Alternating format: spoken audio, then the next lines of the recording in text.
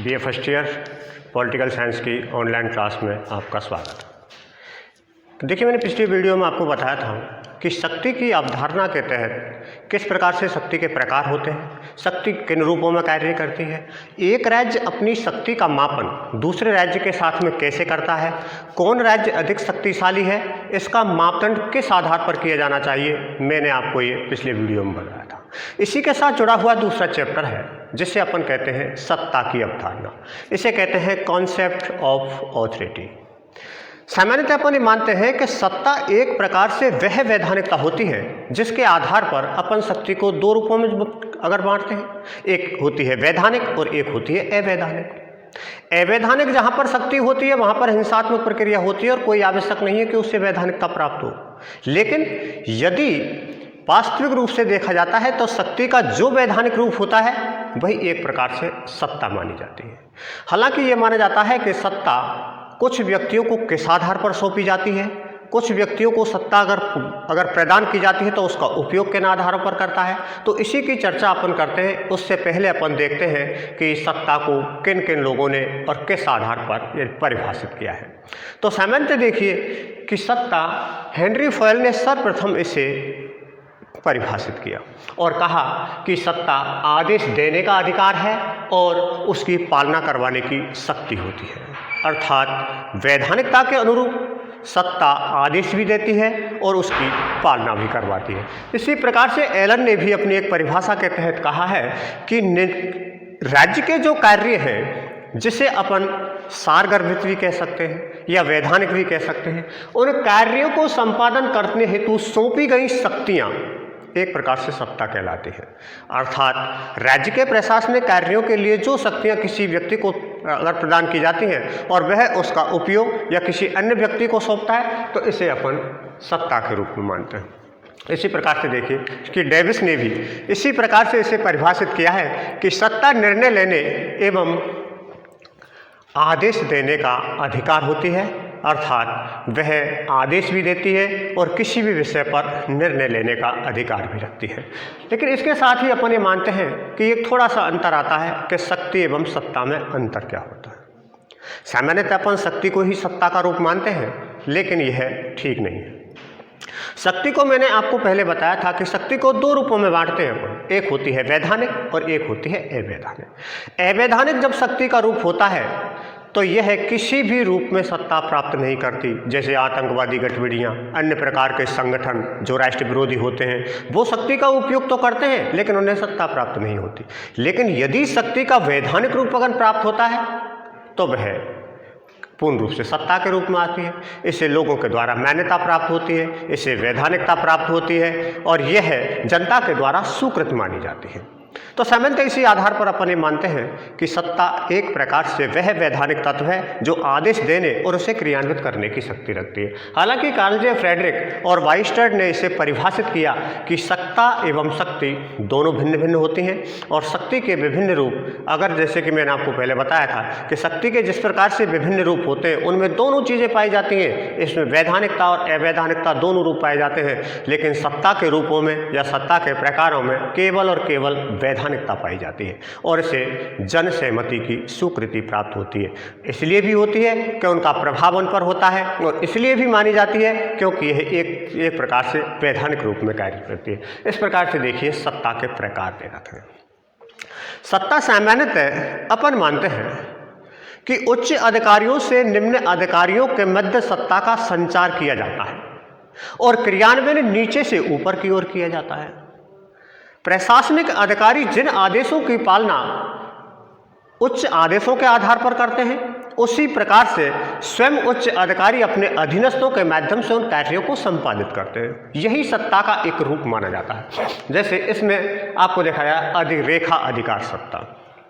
रेखा अधिकार सत्ता से तात्पर्य ये होता है कि जब उच्च अधिकारी अपने अधिकारों का कुछ भाग अधीनस्थ अधिकारियों को सौंप देते हैं और उनसे कहा जाता है कि आप इन कार्यों को संपादित करें। हालांकि उनके पास में स्वयं की शक्ति नहीं होती, लेकिन फिर भी उच्च अधिकारियों के द्वारा जो आदेश उन्हें दिए जाते हैं तो उन्हें उच्च अधिकारियों के समकक्ष शक्ति प्राप्त हो जाती है, यानी कि उसे सत्ता प्राप्त हो जाती है और उसी के अनुरूप वह यानी कार्य करते हैं। इसी प्रकार की सत्ता को अपन रेखा अधिकार सत्ता कहते हैं। अर्थात उच्च अधिकारियों के मध्य और अधीनस्थ अधिकारियों के मध्य सामंजस्य की स्थिति के आधार पर जो निर्णय लिए जाते हैं, जो आदेश दिए जाते हैं, एक प्रकार से वह सत्ता का रेखा अधिकार सत्ता के रूप में माना जाता है। दूसरा है आपका स्टाफ अधिकार सत्ता। स्टाफ अधिकार सत्ता के तहत होता तो यही है कि उच्च अधिकारियों के द्वारा आदेश जारी किए जाते हैं और निम्न अधिकारियों के द्वारा उसे संचालित किए जाते हैं, लेकिन केवल इतना अंतर होता है कि इस प्रकार के जो अधिकारी होते हैं वो तीन भागों, उच्च अधिकारी अधीनस्थ अधिकारियों को और अधीनस्थ अधिकारी निम्न अधिकारियों को ऐसे आदेश जारी करती है जो सहायता प्रदान करने हो, यानी कि जनसाधारण को या राज्य के लिए जो सहायता प्रदान करते हैं, इसी के आधार पर अपन इस अधिकार सत्ता का उपयोग करते हैं या मानते हैं कि इस प्रकार की सत्ता को अपन स्टाफ अधिकार सत्ता के नाम से जानते हैं। एक होती है आपकी क्रियान्वित या यह है क्रियात्मक अधिकार सत्ता। क्रियात्मक अधिकार सत्ता के तहत यह द्वितीय प्रकार की यानी कि सत्ता होती है, जैसे कि उच्च अधिकारी निम्न अधिकारियों को आदेश जारी करते हैं और उच्च अधिकारी अपने अधीनस्थों को अधिकार प्राप्त करते हैं, लेकिन इन अधिकारों के तहत एक सामंजस्य की स्थिति यह पाई जाती है कि इन आदेशों में एक रूपता पाई जाती है।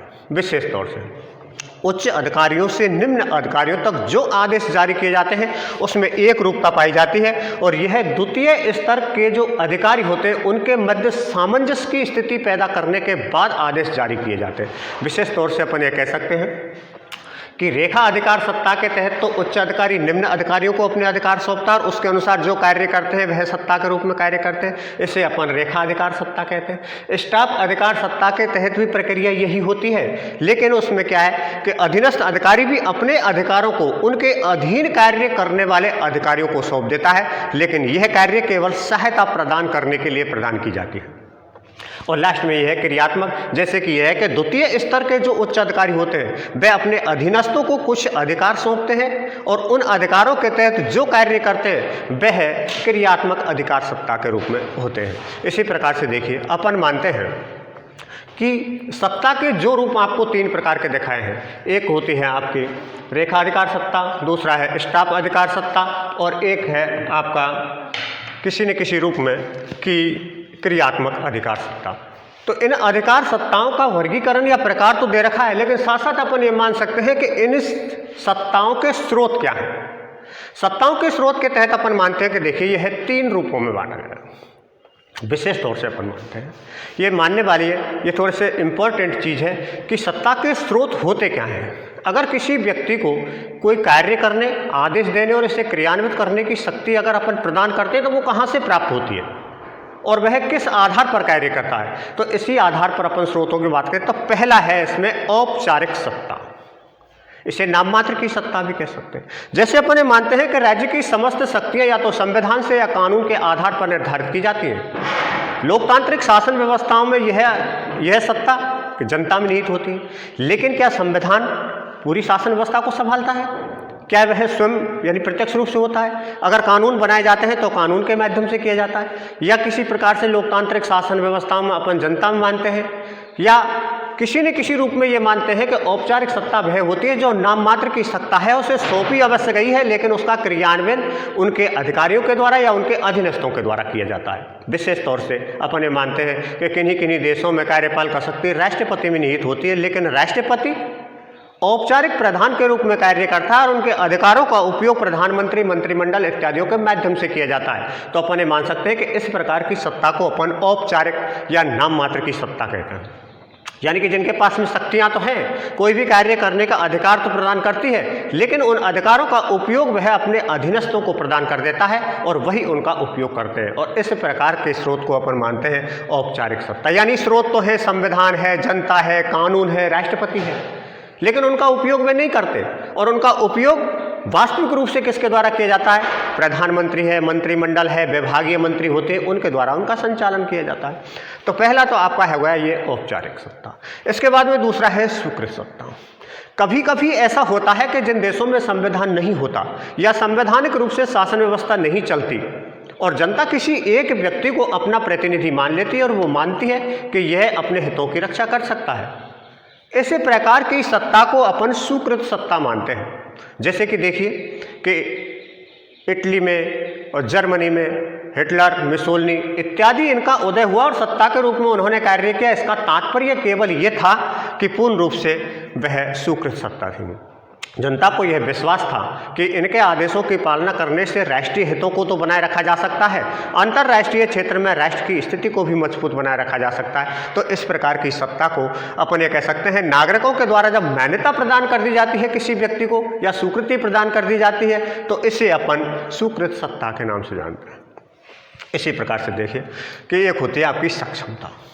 सक्षमता से तात्पर्य उस प्रतिभाशाली नेतृत्व से होता है जो देश का नेतृत्व या किसी समूह या संगठन का नेतृत्व करता है। कभी कभी सत्ताधारी व्यक्ति इतना ज़्यादा प्रतिभाशाली होता है कि वह वैधानिक रूप से किए जाने वाले कार्यों को तो करता ही है, स्वयं विवेक के आधार पर कुछ ऐसे कार्यों को भी संपादित करता है जिससे राष्ट्र का विकास होता है और जनता में विश्वास पैदा हो जाता है, क्योंकि वह प्रतिभाशाली नेतृत्व का धनी होता है। तो सामान्यतः सक्षमता को अब हम प्रतिभाशाली नेतृत्व के आधार पर भी मान सकते हैं कि विशेष तौर से जो सत्ता प्रदान की जाती है वह 3 रूपों में है। एक औपचारिक सत्ता, दूसरी है स्वीकृत सत्ता और तीसरी है आपकी सक्षमता या प्रतिभाशाली नेतृत्व के आधार पर। इसी के आधार पर देखिए अपने मानते हैं कि सत्ता पालन के भी कुछ आधार होते हैं। आदेश यदि कोई देता है और उसे नहीं अगर माना नहीं जाता है तो यह क्या सत्ता होती है? यह सत्ता हो ही नहीं सकती। इन आदेशों को मानने के लिए या सत्ता का जो पालन किया जाता है उसको आधार मानकर अपन किन किन चीज़ों को महत्व देते हैं? तो सबसे महत्वपूर्ण चीज़ है विश्वास। जब तक जनता को अपने आदेश देने वाले व्यक्ति के प्रति विश्वास नहीं होता तब तक सत्ता की पालना संभव नहीं होती। अर्थात विश्वास पहला महत्वपूर्ण कारण है जब सत्ता की पालना के लिए आवश्यक माना जाता है। दूसरा है एकरूपता।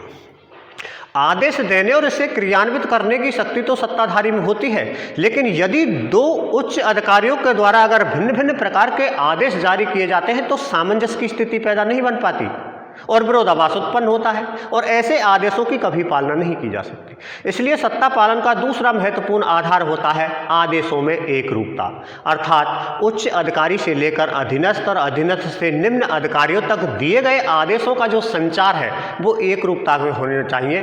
अर्थात कोई भी आदेश यदि जारी किए जाते हैं तो उसमें विविधता नहीं होनी चाहिए और यही एक सत्ता पालन का यह भी आधार है कि उसमें एकरूपता का होना आवश्यक है। इसके अलावा एक तीसरा महत्वपूर्ण कारण है वो है आपका दबाव। प्रशासनिक व्यवस्था को संचालन करने के लिए आवश्यक नहीं है कि सारी सुविधाएं केवल जनता को प्रदान की जाती हैं।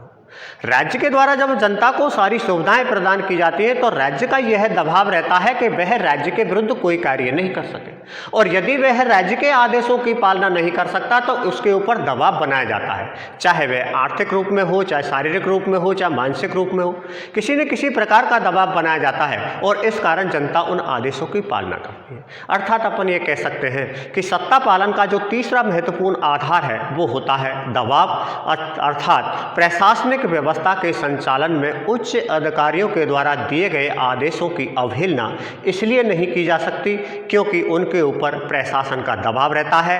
राज्य की कुछ नीतियां या रीति रिवाज निर्धारित होते हैं, उनकी अवहेलना वो नहीं कर सकते। अगर ऐसा करते हैं तो उनके ऊपर सरकार का दबाव बनाया जाता है। इसके अलावा देखिए एक महत्वपूर्ण ये चीज़ होती है कि वैधानिकता, जो चौथा महत्वपूर्ण तत्व माना जाता है जिसे अपन सत्ता पालन का महत्वपूर्ण आधार मानते हैं, वह है वैधानिकता। लोग किसी आदेशों की पालना सामान्य व्यक्तियों की क्यों नहीं मानते? क्योंकि उसके पास में वैधानिकता नहीं होती। लेकिन यदि उच्च अधिकारियों के द्वारा आदेश निम्न अधिकारियों को दिए जाते हैं और निम्न अधिकारी उसकी पालना करते हैं और निम्न अधिकारियों के द्वारा उनके अधीन अधीनस्थ कार्य यानी कर्मचारियों को जब आदेश दिए जाते हैं तो उनके द्वारा भी मानने पड़ते हैं। इन आदेशों को जनता पर लागू किया जाता है तो उन्हें भी मानना पड़ता है। इसका महत्वपूर्ण कारण यह है कि वह वैधानिकता रखते हैं। अवैधानिक रूप से दिए गए आदेशों की पालना नहीं होती, अर्थात सत्ता पालन का चौथा महत्वपूर्ण तत्व होता है वह है उसकी वैधानिकता। हालांकि ये भी माना जाता है कि सत्ता के इस परिप्रेक्ष्य में जैसा कि परिभाषाओं के आधार पर निर्धारित की गई है उसके आधार पर मैक्स वेबर ने भी अपने कुछ विचार प्रकट किए।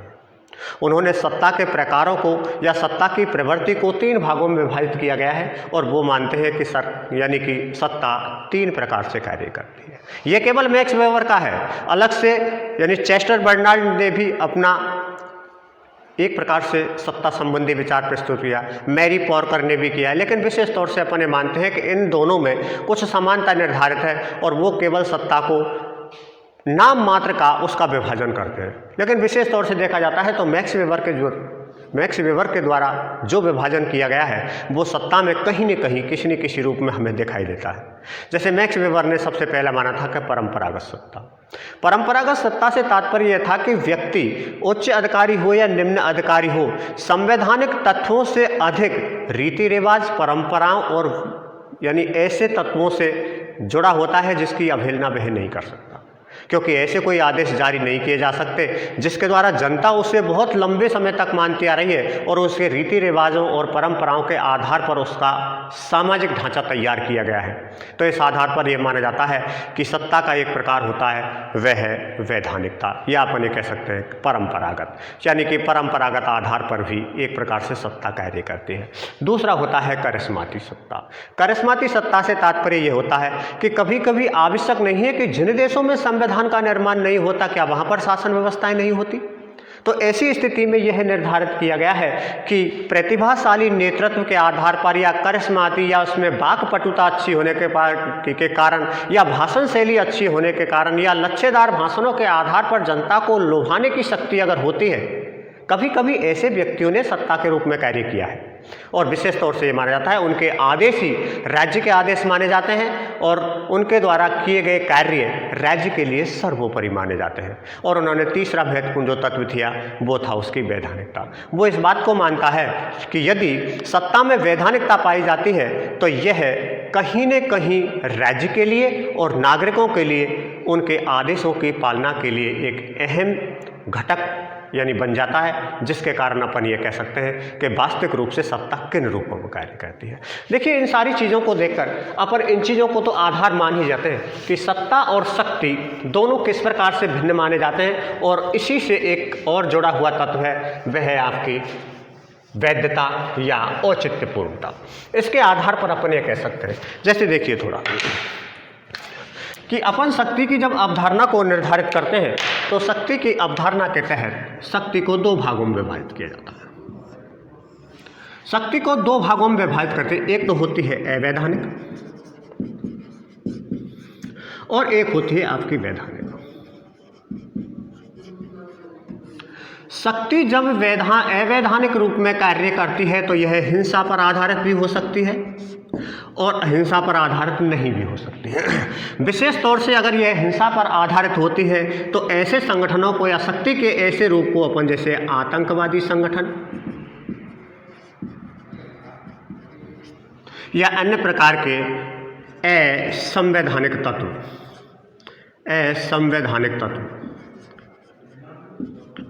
तत्व के रूप में बनते हैं। हालांकि वैधानिक और अवैधानिक दोनों प्रकार की शक्तियां एक राष्ट्रपति में भी निहित होती हैं जिसका उपयोग वह करता है, लेकिन जब यह हिंसा के रूप में कार्य करती है तो यह अवैधानिक रूप में कार्य करती है, और यदि वैधानिक रूप में कार्य करती है तो फिर यह सत्ता के रूप में कार्य करती है। दोनों चीजें होती हैं। अपन ये मानते हैं कि यह सत्ता तीन रूपों में कार्य करती है, या इसको तीन प्रकार से बांटा गया है: रेखा अधिकार, स्टाफ और क्रियात्मक। इन तीन प्रकार के जो है उसके तहत इनके स्रोतों को निर्धारित किया गया है कि स्रोत कौन कौन से हैं। स्रोतों को तीन भागों में विभाजित कर दिया उन्होंने। एक तो है आपका वैधानिकता, परंपरागत, और एक है आपका करिश्माती। इसी प्रकार की व्यवस्था के तहत अपन ये चीज़ देखते हैं। कब इन चीज़ों को छोड़कर अब आप देखिए कि वैधानिकता के तहत ही एक है आपका शक्ति, सत्ता और वैधता। इसे अपन औचित्यपूर्णता भी कहते हैं। औचित्यपूर्णता आगामी वीडियो में आपको दिखाया जाएगा कि औचित्यपूर्णता क्या है और यह किस रूपों में कार्य करती है। तब तक के लिए धन्यवाद।